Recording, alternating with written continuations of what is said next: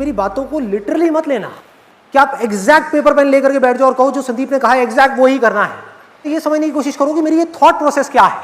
ये देखो कि मैं प्रॉब्लम्स के सॉल्यूशंस किस तरह से निकालता हूं, कि पहले मैं सिचुएशन को समझता हूं फिर प्रॉब्लम के सॉल्यूशंस निकालता हूं।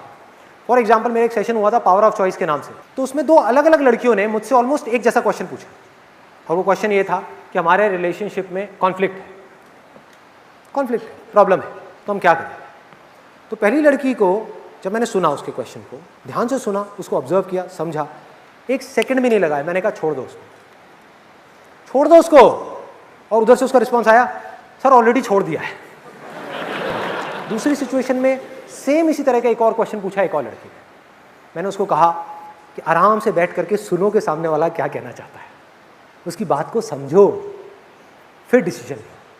तो मतलब क्या है, दो अलग अलग सिचुएशंस में मैंने दो अलग अलग जवाब दिए। जिसको जवाब दिए उनको तो ठीक लगे, लेकिन अगर इन बातों को आप जाकर के इन बातों से चिपक गए तो आप कंफ्यूज हो जाओगे। आप मेरी बातों से चिपक गए तो आप कंफ्यूज हो जाओगे। आप कहोगे इस सेशन में तो ये बोला था, इस सेशन में ये बोला है, अब इसमें से क्या सही है क्या गलत है। दोनों सही है, दोनों गलत है। आपको सिचुएशन को समझना है, आपको मेरी थॉट प्रोसेस को समझना है, आपको यह समझना है कि मैं आज इस लेवल तक कैसे पहुंचा कि मेरी लाइफ में कोई कॉन्फ्लिक्ट ही नहीं है, कोई डर नहीं है, कोई प्रॉब्लम नहीं है। हर सेकंड में मैं जी रहा हूं।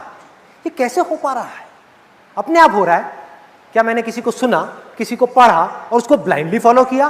नहीं, उनसे सीखा, लेकिन किया वो जो मुझे सही लगता है।